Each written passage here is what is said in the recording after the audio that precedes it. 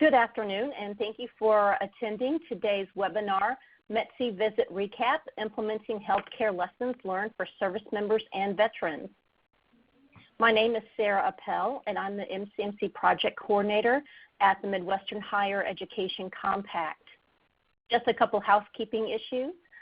Questions, please submit the questions that you have through the chat feature, and follow-up will be done as necessary. And the presentation will be posted. As you can see, the two links there where you can find it.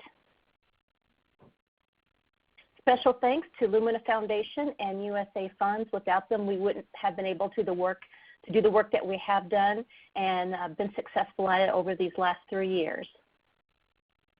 Just a general overview about MCMC. The mission of the Multi-State Collaborative on Military Credit is to facilitate an interstate partnership of 13 states and to translate competencies acquired by veterans through military training and experiences toward college credentials. States exchange information and share best practices in the areas of articulation of credit, certification and licensure, communication, and data and technology.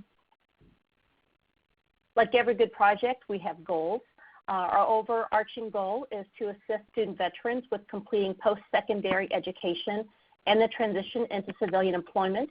MCMC has established the following supporting goals: assist with critical life transitions from the military to post-secondary education, and then from post-secondary education to civilian employment. Increase post-secondary education completion rates by creating models for the consistent, transparent, and effective awarding of credit for military training and experience that can be scaled regionally and nationally, thereby lowering the cost of education and reducing the time to completion. Establish a strong network of support, communication, documentation, and data collection among institutions and organizations for the purpose of promoting shared interests and tracking the efficacy of efforts to enhance service members' educational successes. All of this work is done by our 4 work groups: articulation of academic credit, licensure and certification, communication and outreach, data systems and technology. Today's presenters are Lee Bewley from the University of Louisville, Peggy Bozarth, Hopkinsville Community College, Alicia Lee, Hopkinsville Community College, Rebecca Myzinski, Mott Community College in Michigan, and Cheryl Smith from Wright State University in Ohio. And it's my pleasure to start it off with Lee Bewley from the University of Louisville. Lee? Thank you, ma'am. Good afternoon, colleagues. Quick note, I'm Lee Bewley. I'm a faculty member here at the University of Louisville. I am the program director of Kentucky's first 4-year bachelor's degree program using the competency-based education approach. And so the nature of our program is intended specifically for the healthcare field, for people who have a substantial or meaningful amount of experience, that are adult learners, that are returning back to higher education, perhaps after only finishing an associate's degree, or accumulating both experience, education, development competencies, but yet had not yet completed a bachelor's degree. And so as we were developing this program in healthcare leadership that includes competencies in healthcare management, healthcare administration, basic leadership, we saw clear pathways for service members, Army, Navy, Air Force, Coast Guard, in the medical field that have substantial training and development, and through the nature of their military experience and requirements for promotion, would often have a collection of college credits or educational activity from community colleges, colleges, universities outside their military bases that is coupled with this substantial basis of medical education as well as continuing development for leadership development to progress through the ranks. And so our program is in one part focused on serving those students, those adult learners, and being able to provide them an opportunity to gateway from an associate's degree program to a bachelor's, or with just a gathering as few as 24 credit hours to be able to finish out their bachelor's degree education and an online student self-paced competency-based approach that are tied to critical competencies outlined by the National Center for Healthcare Leadership for a bachelor's degree program. And so that's a basic overview of our program and oriented to our interest in how the folks at METC that are beginning their military medical careers may be able to be joined to our specific bachelor's degree program. My colleague who attended from the School of Nursing judges that there's also potential pathways that credit may be awarded to gateway students to the nursing degree program, but yet their program was probably best matched on the RN to BSN pathway. Some observations that I have for our visit and thinking through how the connectivity was made. One, we were particularly impressed with the curriculum, the amount of detail given to the lesson plans and the course development, the sensitivity to national and regional accreditation and specific licensure and certification requirements manifest each one of the military occupational specialties in each one of the training programs. The faculty appear to be appropriately developed, clearly enthusiastic and dedicated to their mission, as well as the students. One part, the students, their level of preparation and commitment, the access to resources and facilities and training devices, but also the sheer volume. There's literally tens of thousands of students that each year that are entering the military medical field that will ultimately, a large portion of them, make transitions out to the community. The opportunities that I see that we may be able to provide credit to these students at a very basic level within our program is through prior learning assessment, that students would be able to demonstrate training and development that they've received in their military medical career, that they can earn up to 48 credit hours toward their 123 hours necessary to earn the bachelor's degree. Of course, being able also to transfer any credits that they would have from a regionally accredited institution, community college, technical school.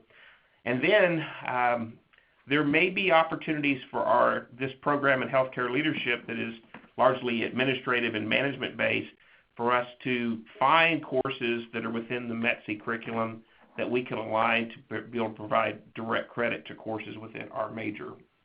And so going through my notes here, wanted to highlight the curriculum, the facilities, the faculty and students, the sheer number and volume of people that can stand to benefit from the service that we can collectively provide these students, and then opportunities for credit through prior learning assessment, and potentially by directly matching courses within our curriculum to courses there at the medical education and training campus. I think I've used my allocated time. I'm happy to pass the baton to my next colleague.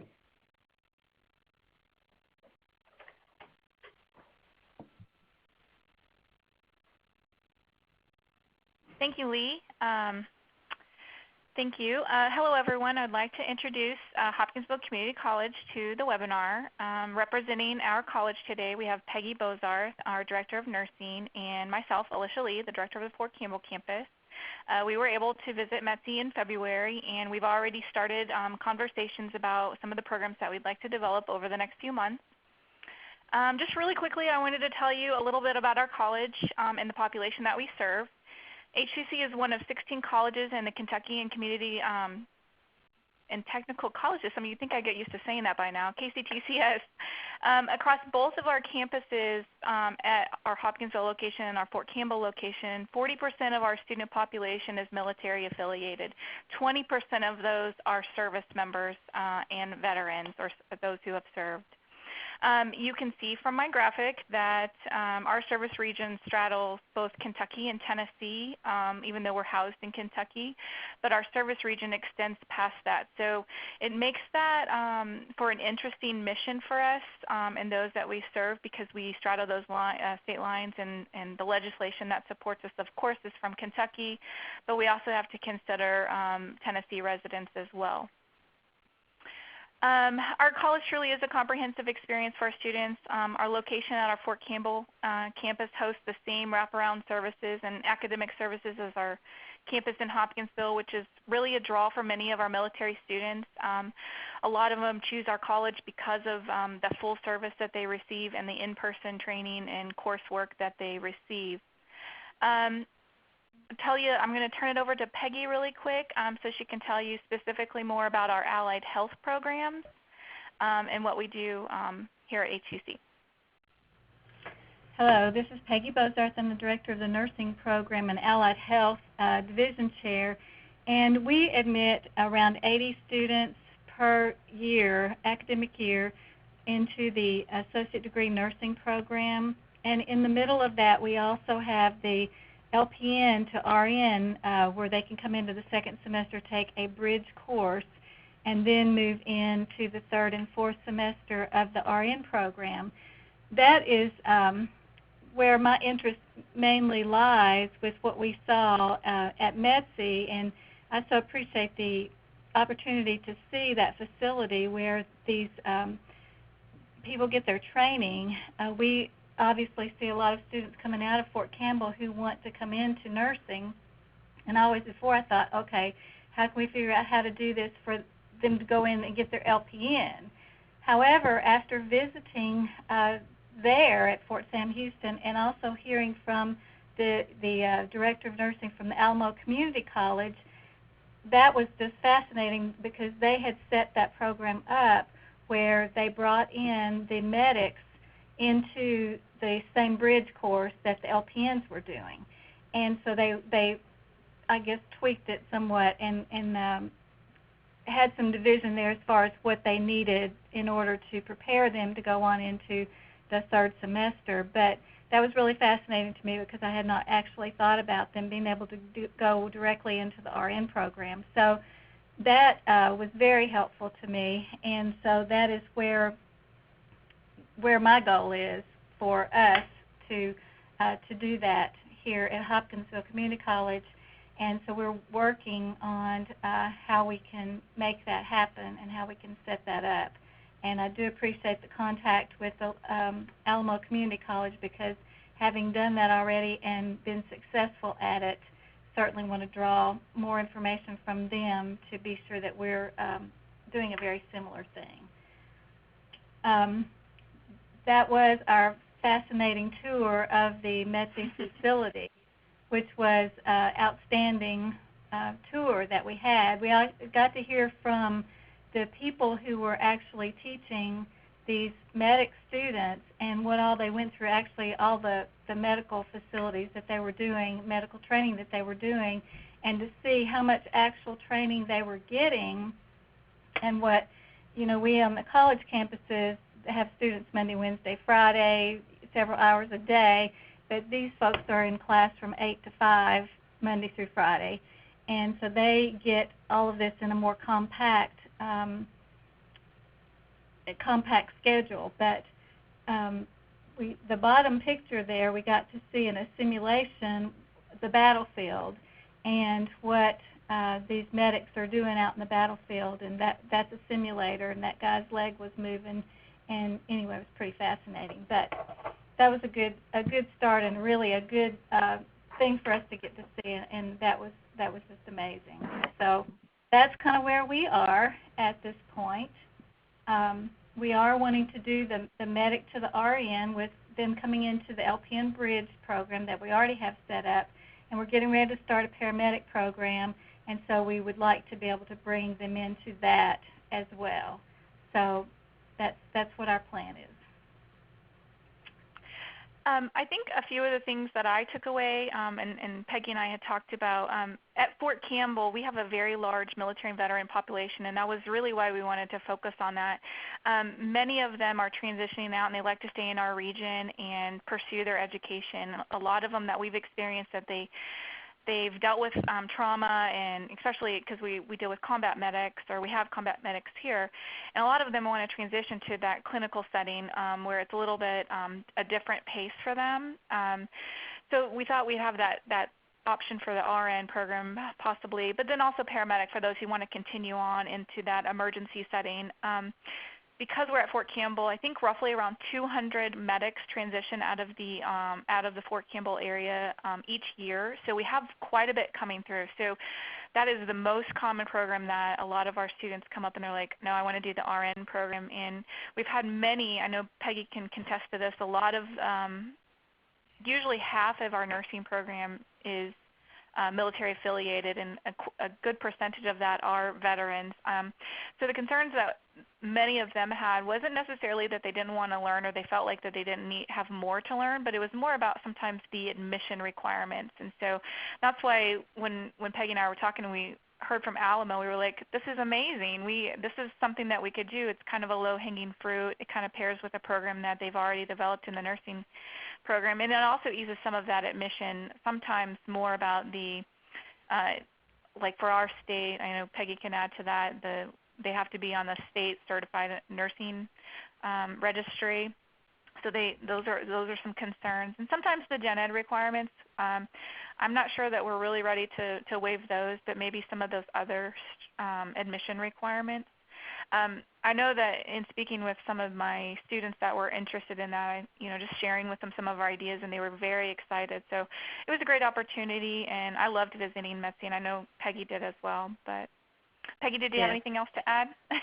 No, that was just an outstanding opportunity to get to see that and to have more of an understanding whenever students come in who are transitioning out of the military and they try to tell you what they did and what they know.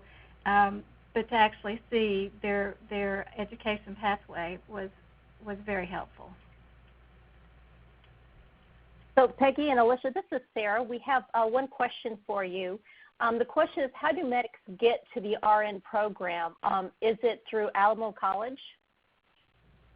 Yes, it was through Alamo College. They go through the application process just like the LPNs do. I think, Silas, if you're kind of expanding on that, what we would like to do, we were looking at Alamo as a model program. So, and we talked to one of their, I think it's their system, it's at their system level of over their program.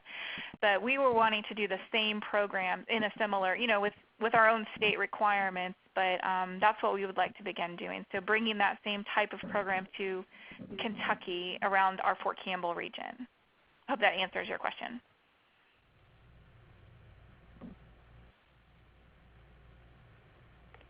Okay. We'll move on to our next presenter here. Thank you very much. Up next, Mott College. Yep. I'm sorry. This is Rebecca Majewski, and I'm the Dean of Health Sciences at Mott Community College. You guys gave me a perfect segue coming in because, Lee, you talked about competency-based assessment, and then the last speakers were just focusing, too, on how we're lacking some of those Gen Eds. So my perspective from some of this, and I have looked at other nursing programs, and I actually want to piggyback on the paramedic to ADN transition program, then ultimately the ADN to BSN that Lee was talking about. Margie Clark from Lansing Community College here in Michigan actually already developed those pathways, and it's a combination that she takes the medic and she does a weekend, I think there's 9 modules where she does competency-based credit for the medics to get them into the paramedic program. I believe it takes like 6 months off their paramedic program, and then she has the paramedic to the ADN bridge. So she's done all the legwork on that, so I encourage you to reach out to Margie Clark as you're looking at that. And again, she's at Lansing Community College. So one of the areas I focused on, and actually I'm a physical therapist by profession, and I used to be the program director of our physical therapy program, our physical therapist assistant program at Mott Community College. And one of the things that I had some follow-up with was the director of the program at METC, which they're actually losing their accreditation. So just to give you an overview, again, all of these programs are accredited generally by the same accrediting agencies that we have, but the problem is these students don't have the Gen Eds, so they're not able to take the licensure exam, so when they come out, they're not licensed to practice the civilian side. So what happened with the PTA program is they had a bridge program with a community college in Minnesota, and the students would take generally online the Gen Eds when they get out and then take the licensure exam. They had really, really bad pass rate data. So now their bridge program is saying, hey, you know, we're in trouble with the accrediting agency. Our pass rate data is bad. And what I kept seeing is that we need to bridge this gap of, hey, we know they've got the entry-level competencies. We're lacking the Gen Eds. We know students do better on their pass rate data if they can take those exams right after they finish the technical part of the instruction. So I went ahead and started thinking about a concept with a middle college. So what I did, and I'm going to go into the next slide, is I put up here what I just did with our nursing program with our career and technical education. And what the middle college does is you at least take 15 college credits, and the middle college allows an opportunity for a 13th grade year. I am so fortunate because the Career and Technical Education partner in Genesee County actually just got an ROTC program. So what I want to do is work with the identified high school students, so 9th and 10th grade year in high school. As you see at the bottom are typical high school. So everything in black print down there is all the high school classes that they would take. I'm going to click because this is where it gets fun. In the 11th, 12th, and potentially 13th grade year, whatever you see in green are actually college classes. So we will either bring a college instructor to them or they will come onto campus. And what I found was with all of our general classes, we have a whole variety of health programs in our area, but in general, the anatomy and physiology 1 and 2, the English composition, the psychology, the math, which would be college-level algebra, all of those things are core pathway components no matter what they go into medical. And these are the courses that we're missing when students need to really get out of the military, be able to take that licensure exam, get their degree. They have to be awarded the degree, then take the licensure exam, and then they would be ready for employment. And I just was just thinking what a wonderful building block it would be, again, to even get them formal education to help with that skill set, help with their pass rate data, and really build it into a middle college concept. The other area of deficit that was brought to my attention when I talked to the director of the PTA program at METC is the other area is that they're not getting the clinical skill set, for example, like in pediatrics and geriatrics. Our military are so prepared for, all the trauma and orthopedic and musculoskeletal and traumatic brain injury and the amputations. So when the accrediting agency looks at the variety of experiences that these students need, they're not getting the clinical hours or really the didactic hours, specifically in this program for the areas of pediatrics and geriatrics. So with the 13th year, if we built that into this ROTC model, wherever we were lacking, we could work with our local facilities and VA hospitals and however we need to get that, to get those required clinical components before they enlist, and that way when they get out, we've bridged that gap.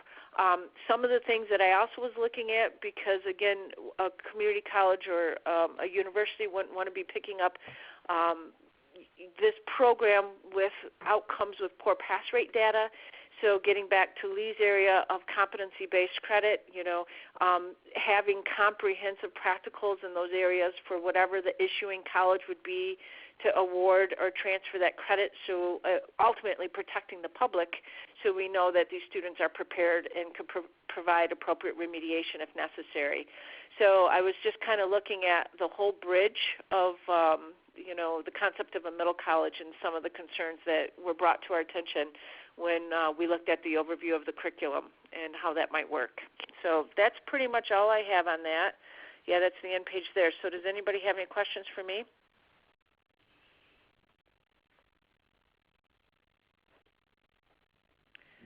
and I don't see any in the chat, so I'm going to go ahead and mute.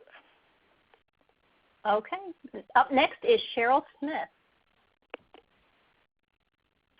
So thank you, everyone. And yes, I was able to participate with another nursing faculty from the state of Ohio. We chose to send 2 faculty members, one from a bachelor's preparing program, which I have here at Wright State, and we chose another faculty member from one of our community colleges that prepares ADNs, Patty Allen. So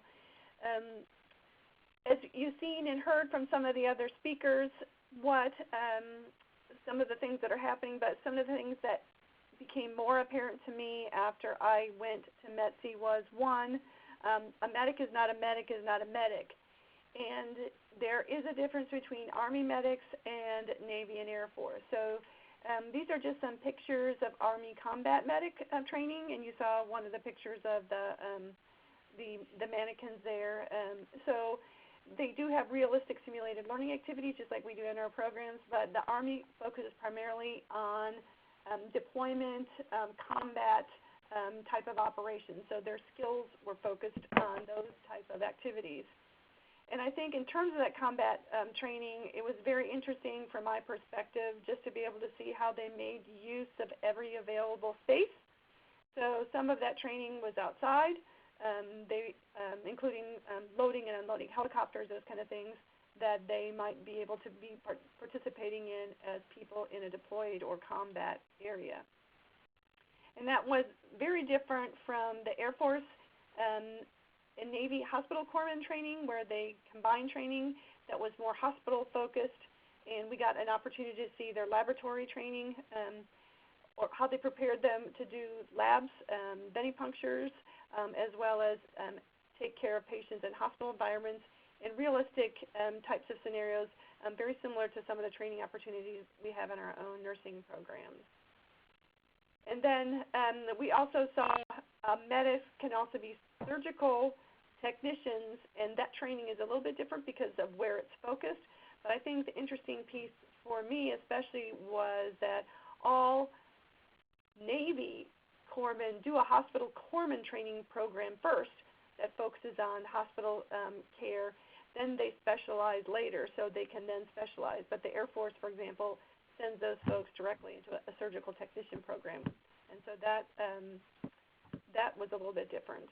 And then just from a education standpoint, one of the things that we're looking into is how we develop our students that we want to recruit from the military background into cohorts, and how they develop a sense of camaraderie with each other. Because even watching them in this training opportunity, that is being developed within them when they do basic training before they get here, and even as they continue in their medic training. And that's not a really good picture, but it just shows how all folks within each service would stay together, march together, go to lunch together. This is a picture of them going to lunch together to enforce that sense of camaraderie. And seeing how important that is here makes me understand how important that is going to be when I get them as students as well. So in terms of Ohio and our program specifically, I have been in contact with the METC folks to see if I can become we can have our program be a preferred program for nursing to get the Wright State University on the map for METC. If you go to the METC website, they have a map with a list of programs across the United States that have bridges and pathways. So I'm working to do that.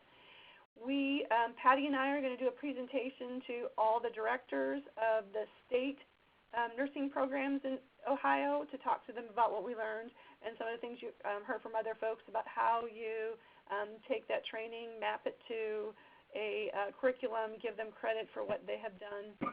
And then we were also given some additional information after the program, after our trip, for some of the other specialties that train there.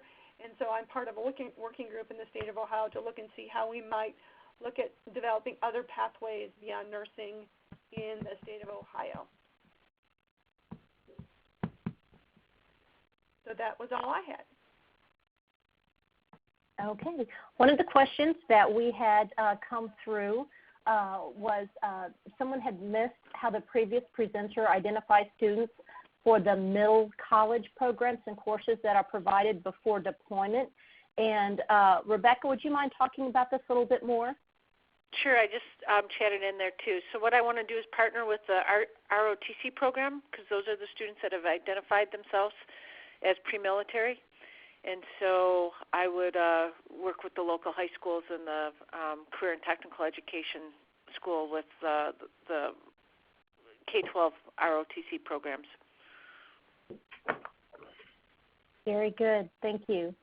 One of the things that I thought was very unique about this experience were that the participants, such as yourselves, there was a workshop in which you looked at some of the curriculum.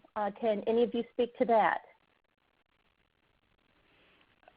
This is Rebecca again. I'm still on, so I'll speak to that. I want to go back to Dina's question about how do I know they're going to be a medic. What I would do is identify if they were interested in any of the medical pathways, because it wouldn't necessarily be medic, because there was such a variety there of military medical pathways, from dental to surgical to rad tech to nursing to corpsman.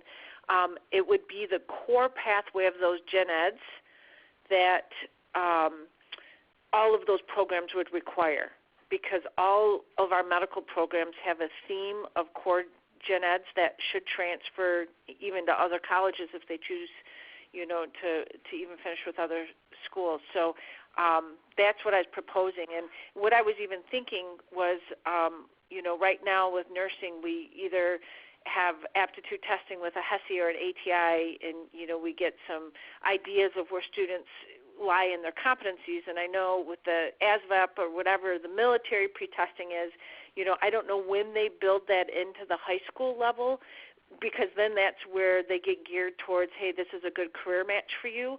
But my thoughts were to get that in as early as possible to make sure, we're not identifying students that say that they're medical and get them into these Gen Ed classes, and then those military standard assessments are going to steer them in another direction. So that would be part of the planning process with those high school students. So, okay, so did that answer your question, Dina? And I'm watching for the chat. But again, nothing has been on okay, wonderful. And nothing has been set in motion. We're just at the conversation stages. So getting back to the curriculum, what we did was like the crosswalk, where we looked at objectives and saw that many of our syllabi, so we actually brought a syllabus from a current course in our programs, and we could just see the similar learning objectives, so we could crosswalk competencies that way. And we just saw that there were many areas that we had overlap, that it would be really easy to assign credit. So, and then the curriculums were shared with us with actually several of the programs that we could distribute to the appropriate people within our colleges. Okay, does that answer the curriculum question? Sure. Anybody else want to talk about the crosswalk work that you guys did while you were at METC? This is Peggy Bozarth in Hopkinsville, and yes, that was very helpful to get to see how they did the crosswalk and be able to compare our curriculums with that. And again, the lady from Alamo Community College, that was very helpful to see how she had done that with her curriculum, and that was most helpful. And I believe the point of contact was Lupe. They're at Alamo College. Is that correct? That's correct. I could not remember her name, but yes. Very good. And Lou was actually at one of our annual meetings, I believe it was in 2016, and she talked about the METC program and different things. So if you'd like a little bit more contact information for Lou, this is Sarah. Please email me, and I can get you her contact information. She's been a wealth of information for us, and has just been a very good resource. We'll do that. Thanks. Great. We also have a comment from A. Morse. She's at Kale, And she said it was a great it was great to experience METC with all of today's speakers, and we would very much appreciate their keeping Kale abreast of the advances made with these bridge programs as we work to continue to raise awareness about the importance of recognizing military learning for college credit. And she says a big thank you to all. Of course, we all want to do what's right and best for our service members and veterans, and helping them, of course, reduce time to college and reduce the time it takes to not repeat courses is something that we're all looking at. Lee, anybody else have any, what were some big takeaways that you had, where some aha light bulb moments that you might have had while you were at METC? My sense is that, it's the sheer volume. Locally, there's things that we can do. Like we're here at Fort Knox. We're Fort Knox, and the folks at Hopkinsville are close to Fort Campbell. But there is a substantial latent demand for the services that we can provide these folks. And I'm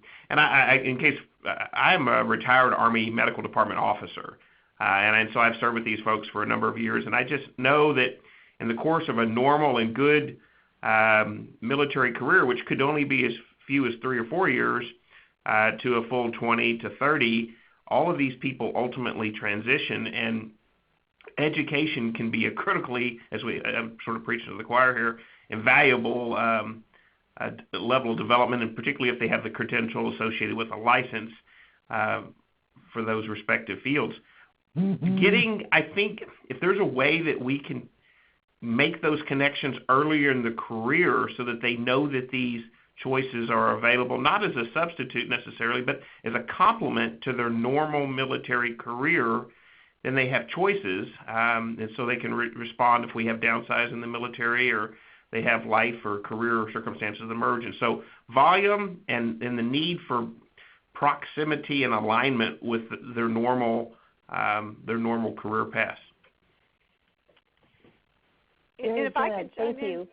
Yeah, to add on to that, and I think that he's exactly right. And I'm near an Air Force base here in Dayton, Ohio, but the number of students who are Guard and Reserve, and so there are people coming back to our states, our local areas from across the country to these programs. And those huge numbers of students are looking for those pathways, and to be able to reach out them to know, yeah, you've not got all of this training, we can give you this opportunity to get a leg up, an opportunity to transition very quickly to using that training towards a degree is going to be huge. Very good. Alicia, Peggy, any aha light bulb moments while you were at METC? This is Peggy. The intensity of the training was just amazing to me, and that was the thing that I saw. And also, just it's so difficult to read the transcripts if you're not used to reading those Army transcripts. So it was kind of helpful to get to see that as well. I wouldn't probably have very much to add. It was. Oh, sorry.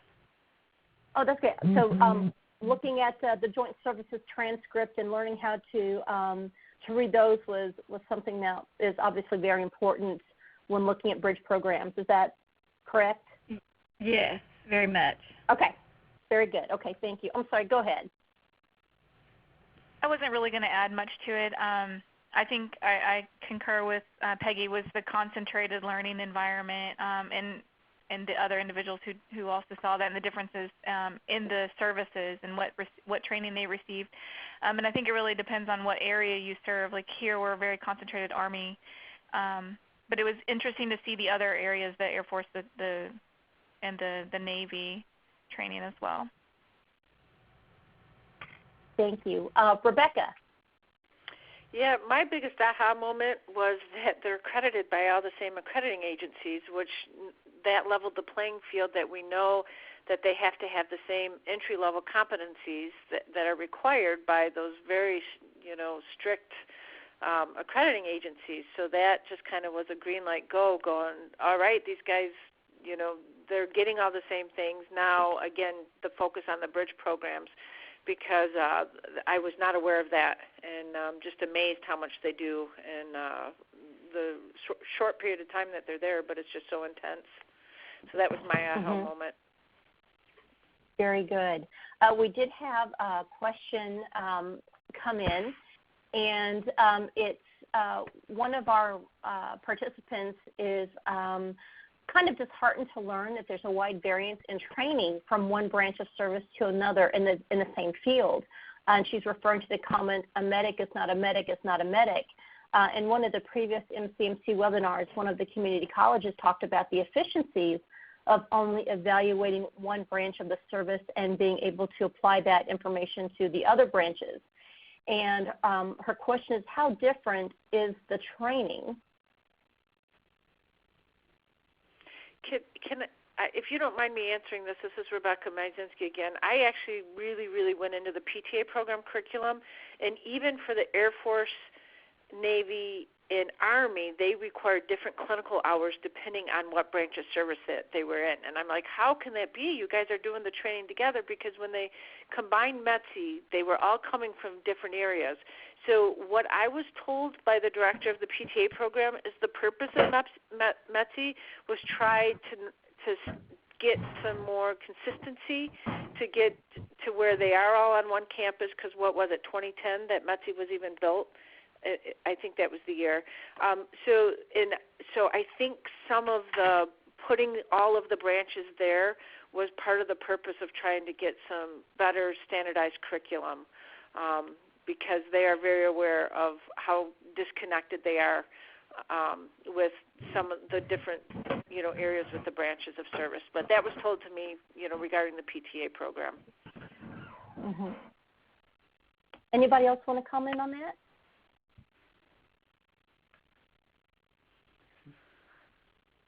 I'll comment as from my experience serving at Fort Sam Houston for all those years, is that while there might be material variation among the basic development of an Army medic, a hospital corpsman, and an Air Force medic, it is not substantial variation, and it is contextual in terms of care that is provided in a literally out in the field or the mountains or in a jungle versus a ship or on an air base. But the very basic clinical functions of evaluation and treatment, are generally consistent.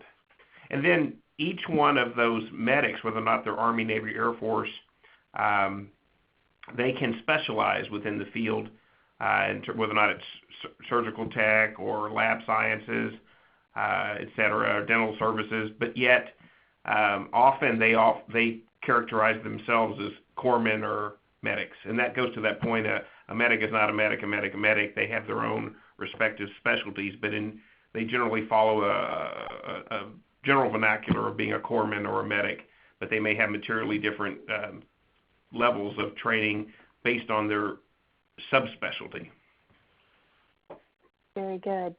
We also have another question. Are there any licenses available for military members leaving, or bridge programs for licenses and certifications? This is Rebecca again. I believe the surgical tech program is just about when they finish the military. I think they are able to integrate that program, civilian side, pretty seamlessly.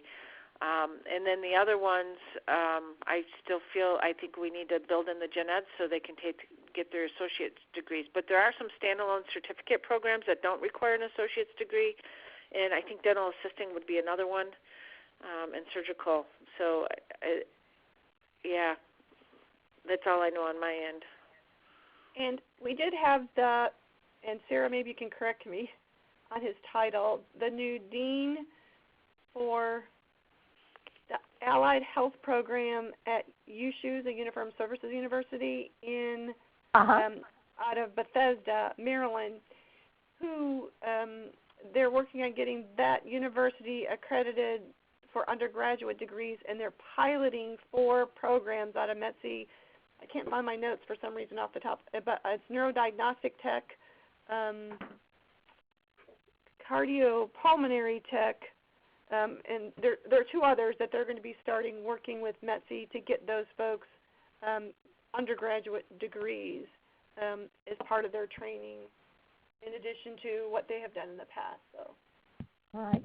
And the person you're referring to is Mitch Seal, who used to be at Alamo Colleges, or not at Alamo, but worked very closely with Alamo and Lupe. We also have a comment from Lisa Lutz, who is the president of Solid, and she says if a certification is not required, most services give them opportunities to attain funding for that certification. And the services COOL programs link the various healthcare specialties to related civilian certifications. And I'm happy to include that link to those Navy COOL and Army COOL programs that Lisa's referring to. And then we have a comment from Missouri who just approved the Air Force program for LPN licensure. And if they complete the Air Force BMTCP 4 and 0515 skill level, they can apply for an LPN license in Missouri. So some good things going on in Missouri and some good resources from the COOL program. Any other questions or comments?